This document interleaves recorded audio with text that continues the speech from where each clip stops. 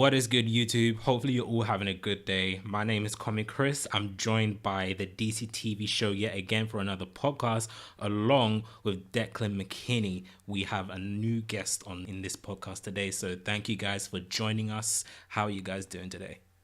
Yeah, pretty good. Doing well. Yeah, I'm doing good as well. Excited to talk about Elseworlds and also Aquaman, which is going to be controversial. Yeah, definitely. So, like you said, we're going to be talking about Aquaman and Elseworlds. Now, let's start off with Aquaman. Then Elseworlds will be later on. So, with regarding Aquaman, I saw it on the Wednesday that it came out. Ben saw it on Monday. Declan, when did you see Aquaman? You saw it on Wednesday. I saw it on Wednesday night as well. Yeah. Yeah, you saw it on Wednesday now. So before I give my thoughts on Aquaman, I'm pretty sure you guys know because you've seen me tweet about it. But what are your impressions on the movie first of all? Do you want to go first, Ben? Yeah, sure. All right. So I love the film. I thoroughly enjoyed it the whole way through. It was visually astonishing, and I just sort of fell in love with Atlantis and the characters, especially Mera. I really, really liked some of the performances. Also, Nicole Kidman was very good, very enticed, and Jason Momoa, obviously. But I really, really was just taken in by everything that I was seeing, and also the action and how it's shot. Yes, it's very different, but I felt like I was taking the punches every time. Maybe it was just the cinema I was in, but it really felt like I was actually getting hit every time, and I was really, really connected. And I just thought it was put together well. You know, the direction was very sleek and very sweeping, and I thought it was just a really good superhero film, and it's, you know, up there with some of my favorite DC films, and I still right now think Wonder Woman's better, but I think it's possibly tied with Spider-Man this year for my favorite comic book film of the year. So yeah. Wow, that's interesting. I'll comment on that in a minute, but Declan, what do you think about it first? I haven't really spoke too much about Aquaman since I've seen it. Mainly because I've been worried about the backlash. I was not a huge fan of it, if I'm honest. Wow. I mean, it's kind of a mixed bag for me. I have positives and negatives, but for me personally, I just found a lot of the key elements of the film to be kind of weak, like the story, the script, dialogue, the performances. There were a couple of standout performances. Like, I think Nicole Kidman was absolutely excellent. I think Dolph Lundgren was actually quite good in it. I quite liked, I don't know the actor's name, who played Arthur's father. I liked him as well. But I found, Ocean Master to be a very weak villain. I think they should have gone with Black Manta instead, given what they do with him in the first act. And I just think that there was a massive tonal issue with the humour. The humour didn't land for me at all. And I know humour is completely subjective, and obviously this is subjective, me saying this, but I didn't laugh at a single joke. Wow. And I just found the film to be a bit off. And I know that, Ben, you were saying how you were completely captured by Atlantis, and I think visually the movie is stunning. I really do, and I think it's shot very well. I think the camera movement, the camera work is very, very sleek, like you say, very, very smooth. And I did like the idea of the world building, but for me, Atlantis didn't translate well to live action as much as I hoped it would. Wow, that is unique. That's the first negative I've heard about Aquaman so far. I haven't heard a single negative about Aquaman. This is the first one, so that is pretty. Yeah, that's in the mold. Yeah, that's pretty surprising. Now, for me, so I kind of agree with what you were saying, Declan, about the villain. No, not that Ocean Master was weak, because I actually thought that he was decent in my opinion. He's better than most DC villains that we've had in the past few years in the movies. So I pretty liked him, but yeah, at first it felt like not Ocean Master, sorry, Black Manta should have been the villain because he was like one of the main focuses in the first act. So it felt like if they focused on that, it probably would have had a much stronger villain, even though I do like Ocean Master for what it was. But I do agree that, yeah, Black Manta probably should have probably been the first villain, but nevertheless, it was still a good movie in my opinion. Regarding the actual movie, in terms of visuals, in my opinion, this is probably the best movie in terms of visuals. I felt like the visuals were stunning. You can compare it to something like Guardians of the Galaxy because it's very colorful, it's very bright, the colors are vibrant. But between the two, I'll say Aquaman edges this one out. And I tweeted a tweet after I saw Aquaman, saying that it was very good. It's in my top 10 comic book superhero films ever. Regarding the rating, well, we'll get to that a bit later on. But yeah, I really love this film, and yeah, it's in my top 10 movies of all time. Well, not of all time, but in the comic book, in the comic book genre. Yeah, I think that's I think that's a fair thing. I think it's interesting because, like you said earlier, that my review was kind of one of the first negative ones you've heard. Yeah. It seems like most people did really enjoy this film, and it's a shame because I really wanted to like it. I was really excited about it. I've been egging this film on all year. I've been saying, James Wan, fantastic director. The movie I think is going to look stunning. It's unique. It's something that the DC universe hasn't been able to do in live action before. But for me personally, it just didn't click and it didn't work. I admire their attempt though. I think Aquaman, out of all like major DC characters, that was probably one of the most difficult ones they could have done. Yeah. And given that, I think I admire their attempt. It just, for me personally, it didn't work. Okay, that's fair. So, all right, Ben, how do you respond to Declan's negativity about the film? I can see what people have sort of like queries with. At some points I noticed, like in my review, I mentioned that occasionally there is some pieces of dialogue that feels a bit cliche and a bit, just there for the sake of it. But personally, I had so much fun that I overlooked that stuff. Same thing with Mortal Engines. I just sort of like overlooked the occasional cliche, cheesy line. But I can see where people sort of have queries with the film. But I thoroughly loved it, and I was in a room full of critics, and at the end, they clapped, and it was like a massive clap. So that's strange, right? And I was sitting next to some people, and after the film, I was like, "What do you think of it?" And they were like, "I actually loved the DC film." Some of these proper critics. So yeah, I can see the divide. I know some people. I've seen some reviews where people don't like it. Some people are on the edge, sort of like, in the middle. Some people love it, like me and you, Chris. But yeah, so I really, really loved it. But I can see there is, maybe some people could take problems with, the film. Yeah. Yeah, it's funny because I really liked the movie for like the first 20 minutes. I thought like the first sort of 20 minutes to half an hour, like the scene when Arthur takes down Black Manta's sub, or not Black Manta's sub, but that sub that he was on when Black Manta took that over. Yeah. I thought that scene was excellent. Like, because overall, I think the movie looks great. It looks not just visually, but I think the movie just looks very crisp, very clean, and I think it's shot very well by James Wan. I think he did a great job with that, and that whole scene with the action, I thought was brilliant. And I have to say, Aquaman's theme, like the music's very good as well. I will say that the music's fantastic. But then after that, as soon as it went into Atlantis, it kind of lost me. Whereas everything that took place on the surface, I was a lot more fine with, which I don't know if that says anything, but that's the way I sort of felt. And especially when it gets to the arena sequence, the first fight between Arthur and Orm, there's a octopus playing the bongos, and at that point, the movie lost me. Because all I could think of at that point was "Under the Sea." Oh, that's pretty funny. Funny when Ben, you mentioned something about saying the critics say that they actually liked a DC film. It literally reminded me. I was having a conversation with one of my friends earlier today. He went to see Aquaman earlier today, and prior to seeing Aquaman, he hasn't really been a big fan of the DC films. Not that he doesn't like DC, he just hasn't liked the way they were made. So coming into Aquaman, he was pretty skeptical. But then he told me earlier today that he quite liked it. He enjoyed it. And this is the first DC movie in a long time, probably since maybe The Dark Knight or The Dark Knight Rises, that he's given a DC movie above an 8 out of 10, above 8. So even Wonder Woman, he didn't. Nice. Yeah, even Wonder Woman, he gave like what 7 almost. Yes, I think it was 7 out of 10 that he gave Wonder Woman.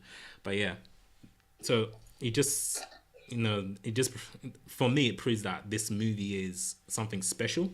Even though, yeah, it does have a few cliches here and there. It's not perfect, but what movie is perfect? To be fair, what movie apart from Civil War, what movie is perfect? Blade Runner 2049. Sorry, The Godfather. wait, your favorite movie is The Godfather? No, it's not. But that's pretty much a perfect film in my opinion. What about you? What about you, Declan? What do you think is your favorite or perfect film? Well, that's two different questions. Favorite and best.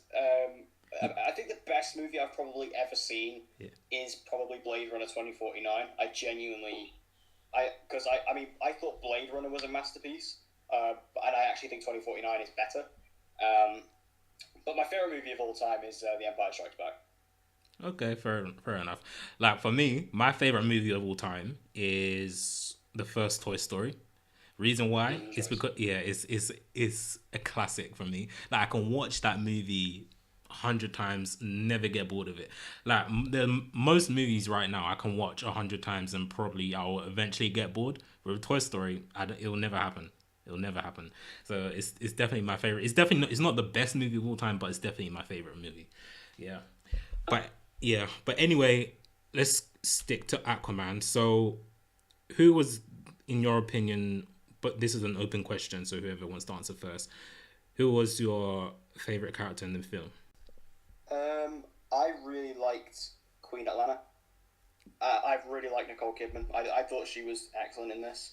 Just like her performance, the way that she was obviously from two worlds like Arthur, but there was almost in a way a lot more pulled towards the surface than she was than Atlantis.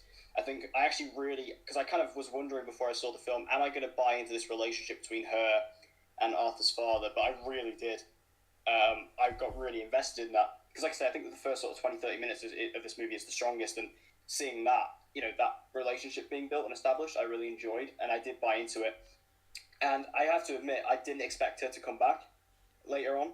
And I think that when she did come back in the third act, I was, it kind of breathed new life into it for me. Okay. And it was like a nice little surprise. So for me, it's definitely Nicole Kidman. For me, that wasn't really a surprise for me because I kind of had a feeling in my gut that she was going to come back, because there's this rule in film that if you don't see the body, if you don't see the person dying, then they're not actually dead. So I had a feeling that she would definitely come back. So that wasn't really a surprise, but yeah, fair enough. What about you, Ben?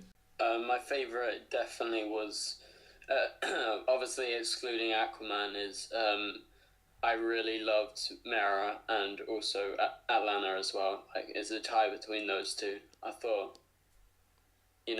they were just so good, and I really got like sort of swept up in like, especially Mera, like even though she really didn't have like a massive part in bits of it, but then she had like some really, really solid sections of the film, and I just thought she was really cool, and her powers look really cool in my opinion. I loved the special effects on that. So, but also like you said, Declan, I really loved Atlanta. I thought, Nicole Kidman was really, really sort of innocent, but kind of like ferocious at the same time, and I really liked her performance. Yeah, she came across very sort of superior. Yeah. Fair enough. That's interesting. Like for me, definitely Mera is one of my two favorite. Besides, of course, Aquaman. One of my two favorite is Mera. The other one is Black Manta, and then Atlanta is third in that list. Besides, obviously, Aquaman is number one. But the other three are the three that I just mentioned.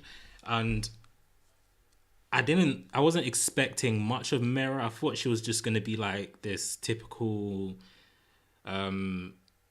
lead female actress that you usually see in these movies, in these blockbuster movies these days. But they added something to her character that has been absent for me anyway. I don't know about anyone else, but for me that has been absent in some of these movies that have a female lead. Well, Mera wasn't actually a female lead, but she was one of the main leads, if you know what I mean. But yeah, definitely Mera was one of the standouts in my opinion, along with Black Manta. The reason why Black Manta is in this list is because I like his motivation. His motivation was pretty strong. You can empathize with him on the personal level because of what went down in the first act. So that's why I really liked him. And yeah, I will echo what you guys said about Atlanta as well. I liked her character. She had this innocence to her that I really liked as well. Yeah, I thought that, you know, for the cast, even though I said they were kind of weak performances, I think for the most part they were fairly decent. I enjoyed Atlanta a lot. I thought, you know, Amber Heard, who I haven't seen Amber Heard in anything before, I don't think. She did impress me. Jason Momoa was a weird one. Like, I thought he was fine in the movie, but in my eyes, he kind of just played himself, which I was kind of like, I guess that's fine.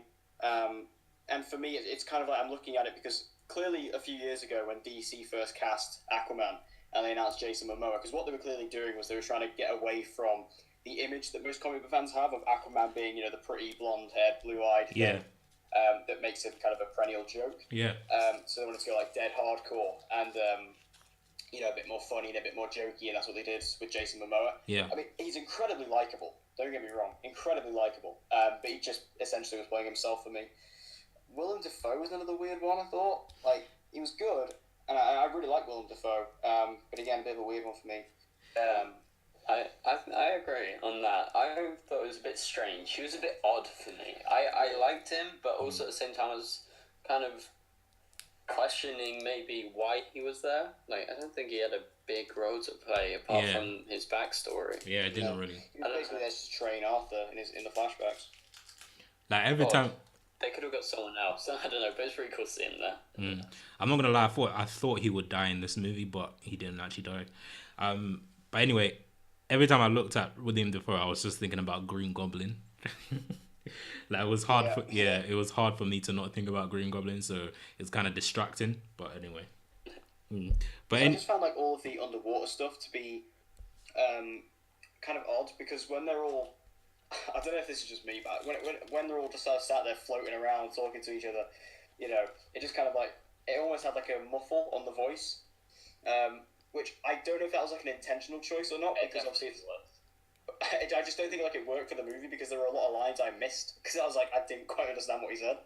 And obviously I get what they were going for with that, but for me I just felt like, you know, if this whole thing is taking place underwater, I feel like it would have been fine to just do it normally.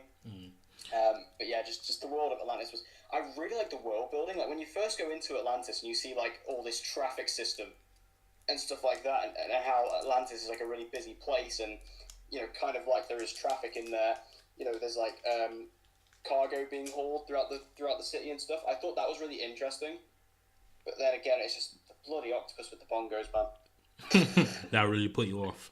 The movie lost me with that one. I thought it was kind of funny and just weird. Because what I don't understand is, I mean, I'm not as well ranged in the comics as probably you two, especially you, Chris.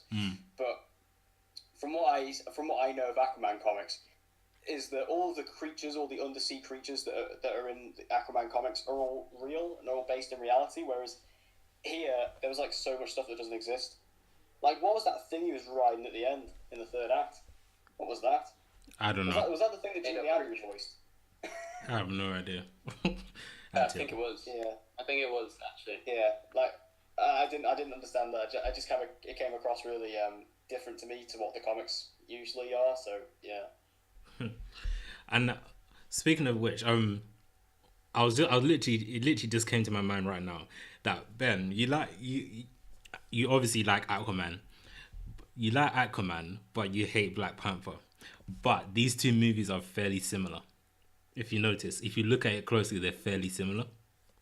Yeah, I agree with that. Mm-hmm. I didn't get that part.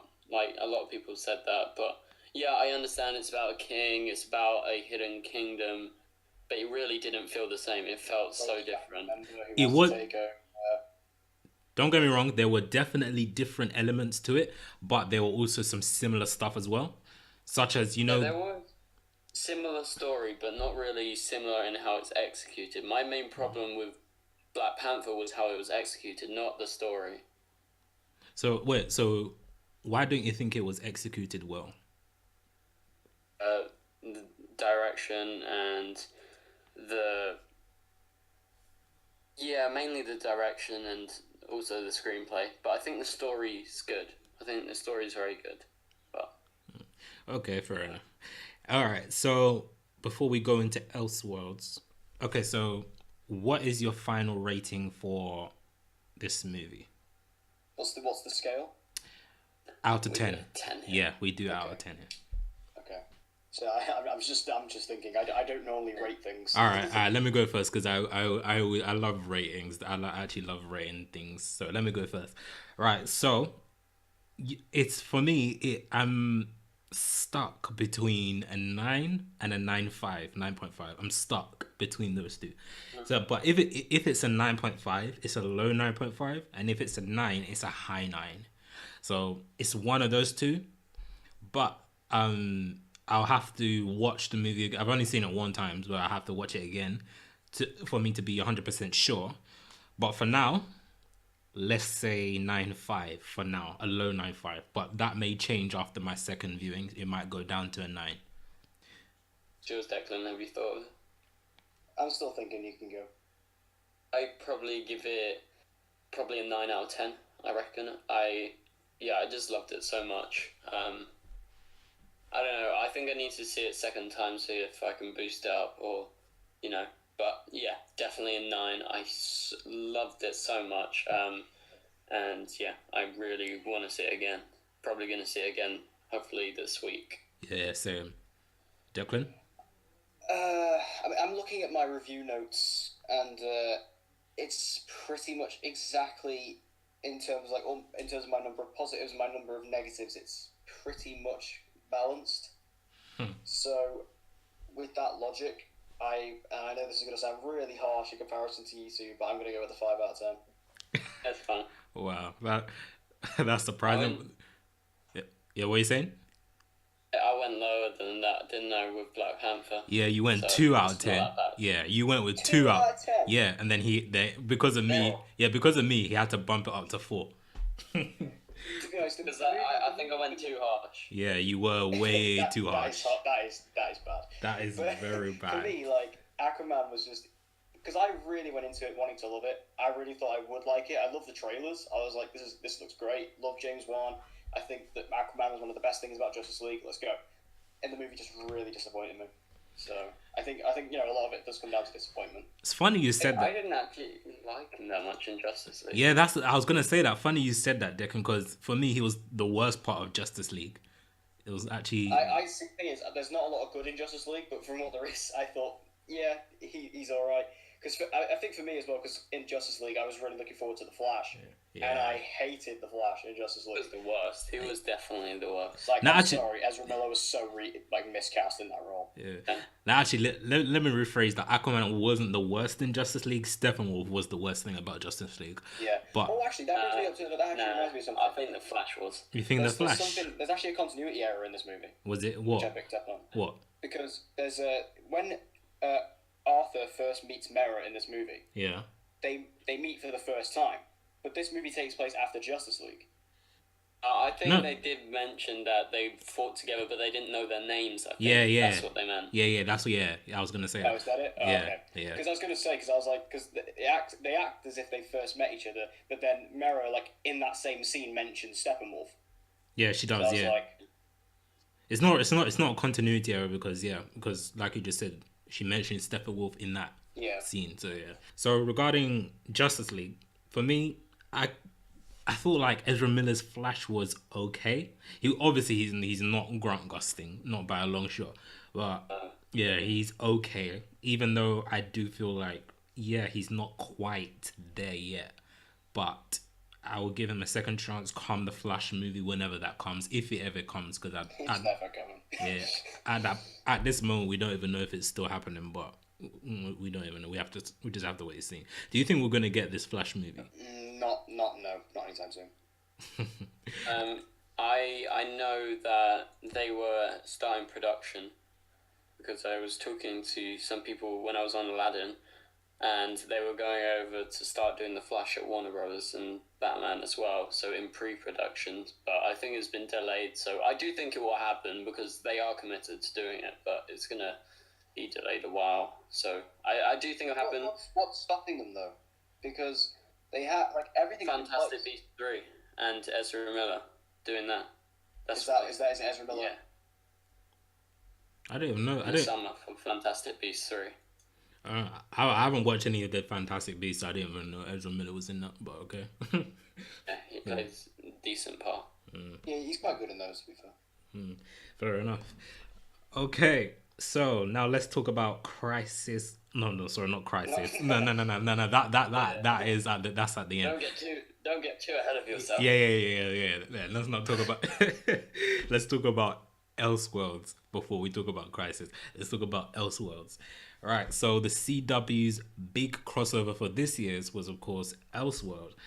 Now, going into this, we've been seeing so many set photos with like Stephen Amell in the Flash suit, Grant Gustin in the Green Arrow suit. We didn't know what way they were going because some of us, I remember there was theories going on that is this going to be like on another Earth, a different reality or whatever. And it turns out that, yeah, it's technically an alternate reality.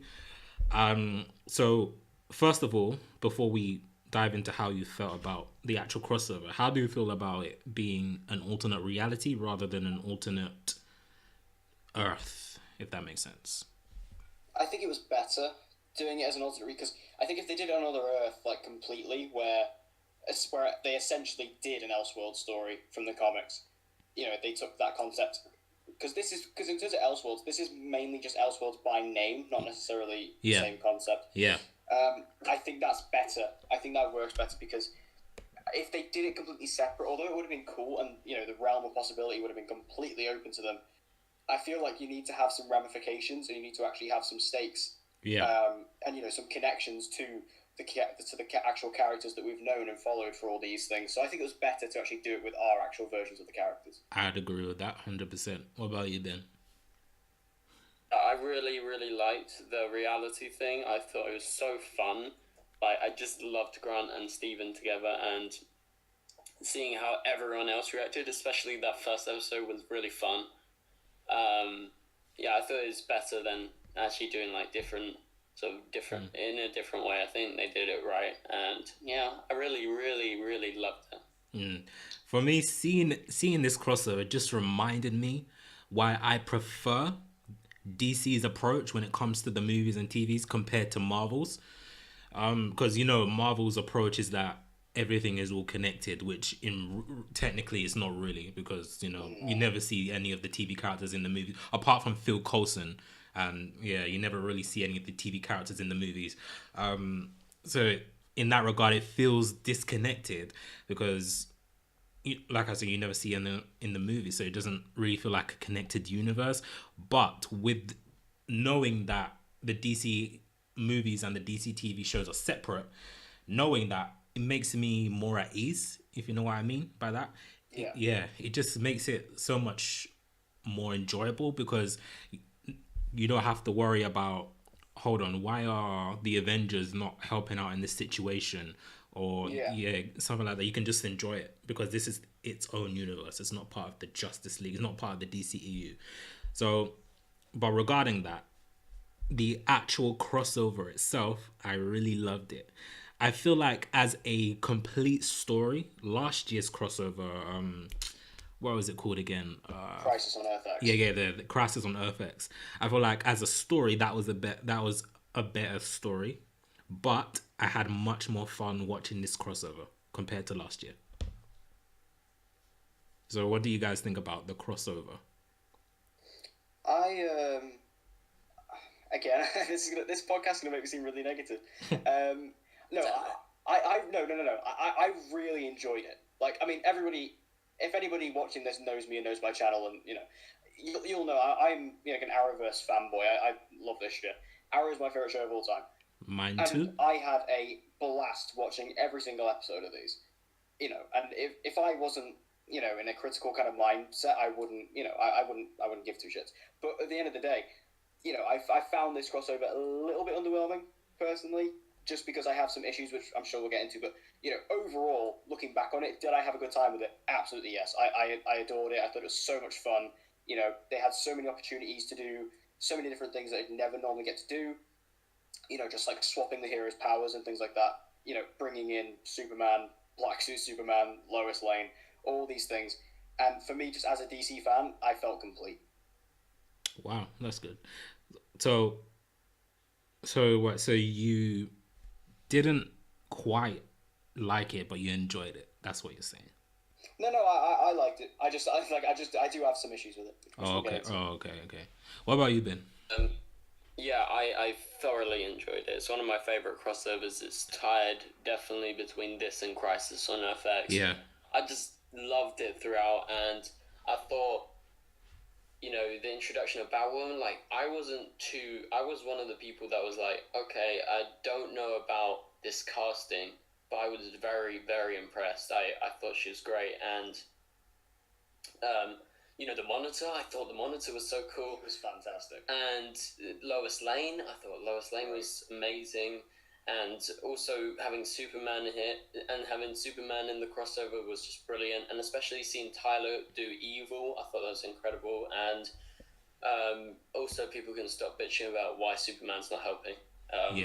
Just saying. Yeah. And I love the fact that the writers have already they've already written themselves out of that question. Yeah. Because he's off an arco. Yeah. Yep.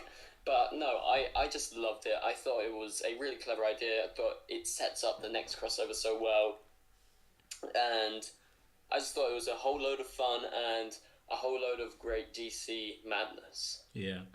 Like, funny you mentioned Superman. Do you guys know about John Campea? Yeah, I know him, yeah. Yeah. Like, he hates the way CW... You skipped it. He hates the way the CW treated Superman. He actually absolutely hates it. Like, what's his complaint though? That he's not in it enough. No. His complaint is that okay? Do you guys know the term jobber? No. Let me explain. So it's basically a wrestling term. So he uses that. So a jobber is something where like, say for example me, okay, I'm working for let's say a wrestling company, and do you guys know like someone like John Cena or The Rock? Yeah, so I'm working in a wrestling company, I'm a wrestler. My job is to make John Cena or The Rock look very strong by losing to them, by letting them beat me up, something like that. Okay. Yeah. Okay. That's what he's saying that CW are doing to Superman. He's only there to job to Supergirl. That's what he's saying. That's why he doesn't like the way the CW are treating Superman. Yeah, I get that point, but at the end of the day, like it's a Supergirl show. Like, yeah. I mean, so if it was a Superman show, then fair enough. But I think it is a Supergirl show. She's the lead. She's the star. So yeah. I don't necessarily agree with that. Yeah, like I agree to him in some way, but at the same time I also don't. So I'm kind of in the middle. Like, I like the way. Like, you're right. It's a Supergirl show, so she should be at the forefront. But then again, at the same time, if you think about it, has there actually been a strong Superman moment? A crossover. Yeah, I'd say in this one. In this one, what scene? The moment with him actually getting given the Book of Destiny. Yeah. The fact that he was the only one who could actually open it and change reality back to normal. Yeah, that's true. Because Kara tried to do it and she couldn't do it. Yeah, that's true. Exactly. That's true. Yeah, that's true. Well, he did. He actually did. I was watching his video. He did say that. Yeah, they gave him that, but then his argument is that they undid it very quickly. That was his argument. Yeah. But then again, I think that's a bit of bullshit sort of complaint, to be honest, because it's a show about Supergirl, like you said, Declan. Yeah. Like, who on their normal mind would make Superman more powerful and say, yes, this is a show about Supergirl, but Superman's more powerful, so we're going to leave Superman off. But now Supergirl is more powerful, so, why on earth do we need Superman. So I just think it's a bit stupid to say that, because it is. We all know it's a Supergirl show. Yeah.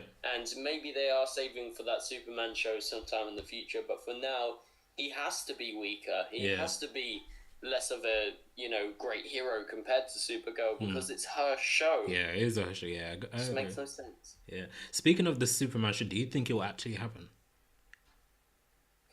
Maybe. I mean, well, as long as Supergirl's on the air, I don't think so. Yeah. Just because they're too similar. Yeah, 100%. Given the fact that I love Tyler Hoechlin as Superman, I absolutely love him, and I love Elizabeth Tulloch as Lois Lane. So if we can get a show with them two, I'd be perfectly up for it. Mm-hmm.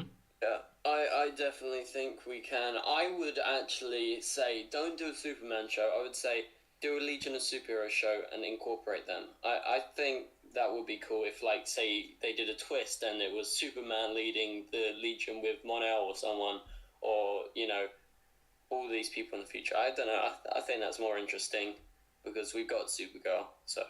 And technically, that would be like it'll be like a Legends show because it's a team show. Not Legends in the sense that it's time travel. No, of course not. But it's a team show. Yeah, team up show. Yeah. But anyway, regarding the actual crossover, it was just so much fun, especially seeing the roles reversed, like seeing Steven in the Flash suit, seeing Barry or Grant in the Green Arrow suit. It was a joy. It was definitely enjoyable for me. Regarding the best episode, it was probably... to be honest with you, I actually don't know, because I like them all. I don't know what the best episode was. What do you... Go on. For you, which was your favorite one? I loved the Arrow episode. I thought that was the best one. The last episode had so much content. I thought it was really good. But the Arrow episode, those fight scenes were just amazing. You can tell when you go from The Flash to Arrow to Supergirl, because it's 3 different directors and they all shoot very differently. You can tell it's James Bamford and, his team, because they love using handheld. I tweeted about this the other day. And then Supergirl loves their crane shots, so you can see it's kind of smooth and whatever.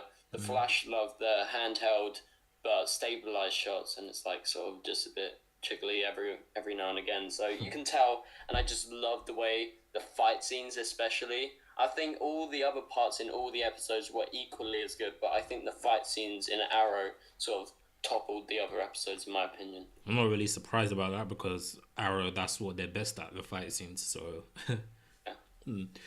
So, what about you, Declan? Surprisingly, and this really does surprise me, my favorite episode was actually Supergirl. I liked part 3. It's kind of a tie between part 1 and part 3 for me. But I think part 3, just because of the finality of it, and I think it did wrap it up really well. And kind of like the elements they introduced, I just enjoyed part 3, I think, the most, looking back. Okay, fair enough. Like for me, like I said, I can't choose. I like them all the same. One of my negatives about Elseworld is the way they used 90s Flash. Because he kind of he appeared and then he just disappeared and then never came back, Like he was there for like... Yeah, he was completely wasted. Yeah, it was like they hyped him up to be in the... It was strange. Yeah, it was kind of strange. It was a strange appearance. Especially when he just disappeared.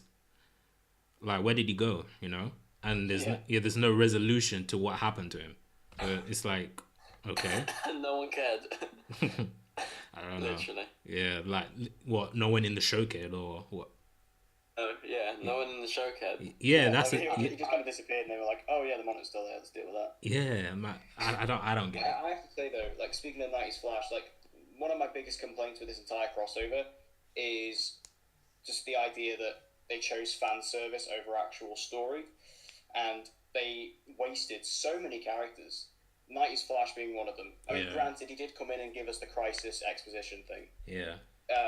But then, he was just gone. And then, like, Psycho Pirate, say what you want about Psycho Pirate, like, say what you want about next year's crossover. Well, that's the thing, though. They made such a big deal about Psycho Pirate being cast for this crossover. He didn't do anything in this crossover. Yeah. And say what you want about the ending and next year, but in this crossover, he did nothing. Yeah. And also, Nora Freeze, Yeah. what was the point? Nothing. Yeah. Apparently, Yeah. apparently And that the was. only thing I can think of is if this was like a setup for maybe Nora Freeze in this universe is going to become The like Flash. Mrs. Freeze, Yeah. and then Maybe. she's going to become like a villain in the Batwoman show. Maybe. But there's no line of dialogue to actually say that, and also I don't know where the timeline is because she uses Mr. Freeze's gun, but then Mr. Freeze only becomes Mr. Freeze. Yeah, because of Nora. Freeze Yeah. is frozen. Yeah. Yeah. So 100. where does that and why is she in Arkham? Yeah. I And think. again, that's what I mean: fan service over story. Yeah. I feel like they're probably just messing with the history of the characters, to be honest. But also I think that it's gonna get if the Batwoman show does eventually get picked up and airs, they'll probably address it. And I think that instead of Mr. Freeze, we'll see Nora as Mrs. Freeze, like you said. I think that's what they're hinting towards. I reckon so. Definitely. Yeah, so another thing about Elseworld, I love Batwoman in this, and I wanted more. I feel like she was in it too little. She was basically only in it in the Arrow episode. And I kind of thought that she was going to be in it a lot more. But with the time that we got with her, it was very good. It got me excited for her potential series. But there's one scene though that I thought was very cringy. You know the way she walked up in the Batcave, or what is it, Batcave? Not Batcave. Well, wherever she kept her suit. The Batwoman cave. Yeah. Batwoman cave. The way she was walking up to that suit and she was just looking at it, it was just so cringe. Yeah, it was just so cheesy, so cringy. I couldn't. Someone pointed it out to me, and when I eventually saw the episode, it was very obvious that I can't watch that. Like, I can't watch that scene again because it was just bad. But apart from that, I like Ruby Rose's Batman. Not Batman. Batwoman. And speaking of, yeah. I was just gonna say, I didn't like her at all. I like her. No, I mean, I don't know if you guys sort of know my rant about this, but I've been ranting about this casting ever since it was announced. I don't think Ruby Rose is a good actress at all. And in this, she kind of proved it to me. She's just very bland. Like, she doesn't have any range. She kind of comes off as if she's only got sort of two emotions, which is either incredibly straight or got a slight smirk. That's all she really does, and that's all she really gave me in this episode. And I just didn't enjoy that. And I think her version of Ruby Rose, she just wasn't that interesting. I mean, granted, I will say she wasn't in it enough. Like, there wasn't enough of her to really get a full idea. But given the fact that what I was given, I didn't necessarily want more. I thought she was kind of just there. And then, Batwoman though, on just as the persona, I thought she was great. Like, she has the physicality, the look, the suit is incredible. Yeah. But actually, Ruby Rose as Kate Kane didn't work. I didn't like it at all. I thought she was horrible. Right. Yeah, for me, I was the same going into this. I was like, okay, Ruby Rose, not a massive fan, saw Triple X, didn't really like it. Saw the Meg, thought it was okay. So, not a big fan going in. I was like, okay, maybe they could cast someone else. But for me, I really liked her in this. I thought she was underused, but I want that TV show. She got my attention, and I thought that ending, like, I didn't think she was actually going to return. And when she returns and calls Oliver, and she's like, wishful thinking, is this doctor going to be a problem of ours? I was like, sort of just like, yes, just like, yes, she's back, It just sort of excited me. And I thought she did a good job with what she did, and, she's captured my attention personally. Yeah. I mean, I've been saying this to people online, but, like, I'm going to watch her show when it comes out, obviously. And I will give her the chance and the benefit of the doubt to, grow and evolve with the show, because, Stephen Amell, I mean, and this isn't a dig at Stephen Amell. Everybody knows I love Stephen Amell with probably more than most things. Mm. But Stephen Amell, in season 1, he's not the greatest, really. Like, he's fine, he's serviceable, but he's not particularly outstanding like I'd say he is now. Yeah. So, and I feel like season 1 and Arrow in general was the making of Stephen Amell as an actor. Yeah. So I'm willing to give Ruby Rose the doubt, and for her first season of Batwoman, she could being the lead, because Ruby Rose has never been a lead before in anything. She's always been a supporting role. So in her first leading role here, she could really, step up to the plate and grow as an actress and really expand her reach. And if that's the case, then I'm all for it. I'm gonna be honest. Before Batwoman was announced, I never heard of Ruby Rose. So I wasn't. Really? Yeah, I never heard of her. So I didn't have any opinion on her. So this was obviously my first, ever time that I've seen her in anything. But apart from that one scene that I said was very bad, very cringy, I liked her. So I'm giving her the benefit of a doubt for the Batwoman series. Yep. So in this crossover, we finally got an answer to why we haven't seen Batman yet in the Arrowverse. He's been missing for 3 years. Now, what do you think about this explanation? Are you fine with this, or do you think that's not good enough? I don't buy it, because I don't given the fact that Batman and Bruce Wayne, given who he is and how dedicated he is to protecting Gotham, because I'm pretty sure, I'd have to rewatch it, but I'm pretty sure Kate says that the crime just became so much and became so heavy that he just left Gotham. Yeah. I don't buy that. Yeah, that's true. That doesn't seem very Batman to me, unless there's something else going on, which they'll explain. Maybe, I've seen people think, the theories that maybe, kind of like in the Dark Knight trilogy, he went off, to train with the League of Assassins or whatever. Yeah. But again, there's no dialogue to officially say that, so I'm not going to say that's true. Given the information that I've got, I don't buy it. Right. I think it's something more deeper. That's the way I interpreted it, with how she talks about how Bruce wouldn't just leave the city because it got too much or whatever. I think there's something deeper. If they were to do the Batwoman show, I think they're trying to set that up. The idea that he could return, why did he leave? And, she's taken over Gotham for this time. So, yeah, I bought into it because I think there is something deeper that they're probably going to try and do in the Batwoman TV show.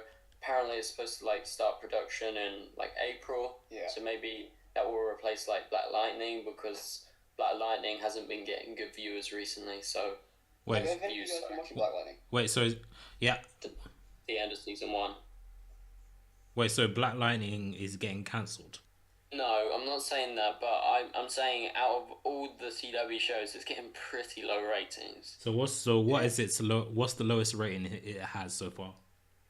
Well, I just know it's constantly under 1 million. I don't think it's near 1 million. I think it's 600,000. Let me check. I can double check, but Are you watching Black Lightning, Chris?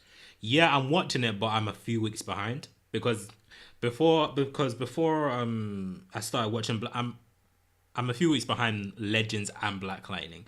The reason being because when those shows were airing, I was watching Daredevil season 3. So I was prioritizing Daredevil over those two shows because obviously Daredevil was one of my favorite shows. And all right. I was just wondering because what is your opinion on season 2 so far? Yeah. Okay. So I like it, but I find it hard to get excited for the next episode. I'm exactly the same. I think it's fine. I think it's all right, but it's not season 1. I loved. I thought season 1 was fantastic. It was a very simple, focused story. But this season, I don't actually know what the main story is. I don't actually know what the main storyline is. It seems like they're going off in all these different directions, and I'm not a big fan of that. Are you up to date? I'm not. Are you up to date on it? I'm watching it live on Netflix here in the UK, which is automatically a week behind anyway. Yeah. Same with that's where I'm watching. I'm watching on Netflix, but I'm up to date in UK times. Yeah. Speaking of which, why is Black Lightning on Netflix but none of the other CW shows on a weekly basis? I don't get that. It's weird because every CW show is a Netflix exclusive here in the UK except for the Arrowverse, and that's really weird. I don't get why that is. I don't know. And every other CW show gets released pretty much immediately. Yeah. Whereas Black Lightning's a week behind. I don't get that. It makes no sense. So what? When Black Lightning inevitably joins the Arrowverse, when he eventually cross over, what they're gonna stop showing his shows or what? I don't know. I don't know. Well, I was looking at the ratings just now. It consistently gets about 900,000 viewers, so it's alright, but it's kind of risky. However, recently Legends of Tomorrow hasn't been doing that well, but Yeah. it has picked up. It got 1 million last week, so it's better. It's doing better consistently than Black Lightning, although it's had some dips. Yeah, I heard So one. interesting about- Yeah, I heard one. Interesting about Legends. I think there's more interest in Legends than Black Lightning. Yeah, 100%. Like what you were saying about the ratings, I remember there was one week where it had 800,000 viewers or something like that. Yeah. Yeah, that was bad. Because that was the first. I think that was the first time Legends ever went under 1 million. And Yeah, because Legends is like, it's weird because the ratings haven't been great, and I've been saying I still think Legends is getting cancelled after this season. I still believe that because given the fact that Legends is now finished until April, that it's not coming back till April, I take that as the writers are rewriting the back half. Is it not? Why is it not coming back till April? They It's like just announced it. They schedule changes. Wow. Like, I think they say. I think they did a similar thing with Supergirl last year. Yeah. but it was That only was like because a that was because of the month Andrew gap. Weisberg thing. Whereas this, It was like I a think this is 2-month them gap. rewriting the back half so they can end it because the ratings have been really poor. But then what's interesting is I spoke to Arthur Darville at Wales Comic Con 2 weeks ago, and I was asking him, is there any potential of you coming back to Legends this season? He was like, definitely not this season, but maybe next season. And I said to him, well, to be honest, I don't think Legends is going to get season 5. And he said to me, I promise you it will. That's what he said to me. I do actually personally, I do believe it's gonna continue for a couple more seasons. I don't see it getting cancelled. I can see Black Lightning getting cancelled, but I can't see Legends. Yeah. I think the fan base, the CW does take in fan bases. You have to notice that. They do know they've got a big fan base worldwide.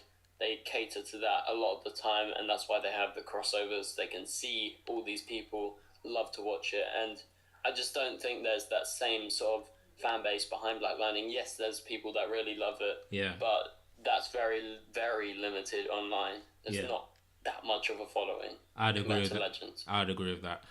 So speaking of getting cancelled, which of the CW shows do you think will get cancelled first? Lightning. Okay, yeah. Apart from Black Lightning, out of Arrow, Supergirl, Legends, Flash. Legends. Legends, yeah. Because there was Girl and Arrow and the Flash can go on for quite a long time. Yeah. Personally, I think Arrow's got a couple more seasons in it, I reckon. Okay. I think it could do a Supernatural. I keep on saying this. I think as long as Steven and the main cast want to continue, I think it will continue. Yeah. So fair enough. Like this is a good segue because Charlie from Emergency Awesome, he tweeted after Elseworlds that he had a theory that the reason why they're pushing forward Crisis on Infinite Earths early, and we're gonna get to that in a minute, is because they're getting ready to cancel some of these shows, so they want to get all these shows in that crossover before they cancel the shows. One of the shows that he said in his theory was Arrow. And in my opinion, the reason why I think he says Arrow, and this is a good segue because this is one of the topics of the podcast that I wanted to talk about, was because that at the end of Elseworlds, in order for Oliver to save Barry and Kara, because they were going to die, as Cisco saw in his vibe. Was it his vibe? I think it was his vibe. Superman saw. Oh yeah, it was. It was Superman who saw in his destiny. Yeah, what Superman saw. Yeah, what Superman saw in the destiny, that they were gonna die. So I think not Stephen Amell, Oliver sacrificed his life to save theirs, and that's why Arrow could potentially get cancelled after next season. Oh, that's why Charlie says that Arrow could potentially get cancelled after next season. Well, let me jump in here. Yes, it all points lead to Oliver actually sacrificing himself. I agree with that, but you have to think of it. The crossovers are mid-season, right?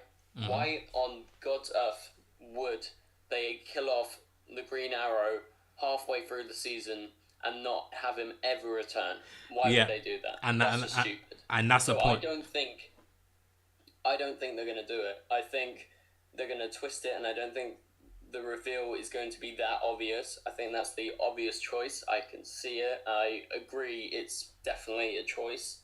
But I think it's going to be something different. And I don't think... Remember in Crisis on Infinite Earths, in the comics, Supergirl and the Flash die.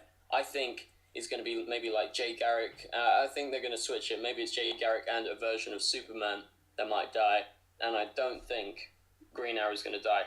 Like... Yes, they could cancel Arrow next season, but they wouldn't kill him off halfway through the season. Yeah, and it that's just makes no sense. Yeah, so I don't think he can die. Yeah, I know what you're saying. I hear that, but here's another theory that Charlie Emergency Awesome also brought up, that they're looking to do the crossover from the start of each of the seasons, and it's gonna be a season-long thing. Or at least the first half of each of the seasons. At least the first half. Because the reason why he said that was because they teased Crisis on Infinite Earths to drop in the fall. In the fall. Whereas the crossovers usually take place during the winter, which we're currently in right now. So that is why, So I can actually see that happening. And of course, Crisis on Infinite Earths, that's not something that you can possibly do in like just a week of episodes. It's gonna have to take place over a cross of different of multiple weeks. So I can definitely see that happening. I don't know if they'd do that. No. I feel like they could, and I feel like it'll be good as well. I would actually like them to do that because it'll be different and it'll be unique. You know, something that's never been done before. So it'll definitely be worth a go, in my opinion. So my only problem with that is that I feel like that might segregate. Like if they do more than one episode of each show for Crisis, that might segregate a lot of the fans who just watch, say, one of the shows. Like because that means that if they only watch one of the shows and they don't watch the crossovers because they don't really feel there's any point. If they don't watch the crossovers, they're not going to be able to watch, let's say, the first 3 episodes of the season. Yeah, I get what you mean. My dad, for example, my dad, he only watches Arrow. Like, he doesn't watch the crossovers. Yeah, fair enough. Yeah, I get what you mean. Maybe they could work a way around it. I don't know. Also, remember fall means autumn, and autumn is September till November. And remember, the last crossovers were actually at the end of November, so it could be end of November. It doesn't have to be like September or October. So keep that in mind. Okay, fair enough. Yeah, that's a. Personally, I feel like it's going to be the same thing. I think it's going to be. Whether they do, I don't think it really matters if they do it at the start or not. I think it would actually, like, if Crisis is going to be this massive thing where all the Earths merge, like, say Supergirl comes onto Earth 1, they could even bring in Black Lightning at this point if they wanted to. Like, if they're going to do all that, it'd make more sense to do it at the start of the season, because then you can just start the new season afresh and go forward. But I feel like it is just literally going to be 1 week. Fair enough. Like, yeah, for me personally, I definitely think that they will ultimately go just 1 week, but what I'm saying is that it will be a good idea to do it at the start, in my opinion. I feel like that would be good. But I get what you mean, that it will alienate a lot of fans. Yeah, that makes a lot of sense. So after you saying that, I think it would probably be best that they probably just stick to maybe 1 week, or maybe even 2. If not 1 week, then maybe 2 weeks, maybe, if anything, no more than 2 weeks, maybe. I don't know, but I just think that Crisis is such a big event that they probably need multiple episodes to pull it off. But who knows? We have to wait and see for it. But one of the questions I wrote down on my notes is that, will Crisis on Infinite Earths be set in the year 2024? And the reason... This is the thing. God, though. Oh, yeah. So the reason why I asked this, I'm pretty sure you guys know why I'm asking this, is because ever since The Flash Season 1, the show has teased the Crisis level event during that year, 2024, via the news article that we have been seeing several times on the show in different variations. This article mainly focuses on the Flash's disappearance, and that there is one, and that is obviously one of the main things this season of The Flash is focusing on, the reason why Nora, in the eyes of Team Flash, came back in time was to see her dad, because she never really got to know him due to Barry vanishing during this crisis. So she supposedly wants to try and change that from ever happening.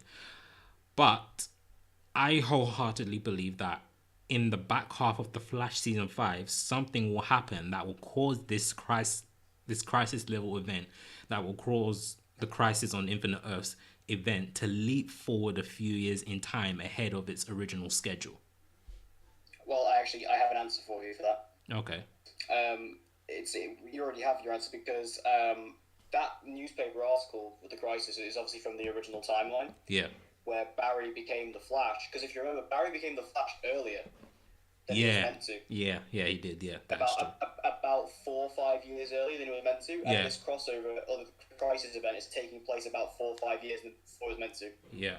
Oh, that's the way I look at it. Oh, that's smart. That's true. That's smart. But then again, the year still remains the same in the article 2024. It hasn't changed. Yeah. True. So that's why I say something will happen at the end of the Flash season 5 that will cause that to change. So that's why I think I like your idea, but because the date on the article hasn't changed, it's still the year 2024.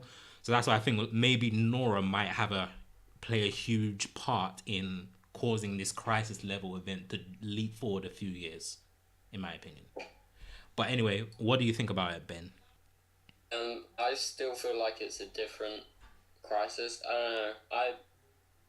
I don't think it's the same thing. Yes, it has Psycho Pirate in the new one, and Batwoman and all of that, but in DC Comics there's loads of different Crisis events, and I don't know, I feel like they are saving till 2024. They always mention we're going to get there once we actually get to 2024. If the show makes it, they're going to try and do it.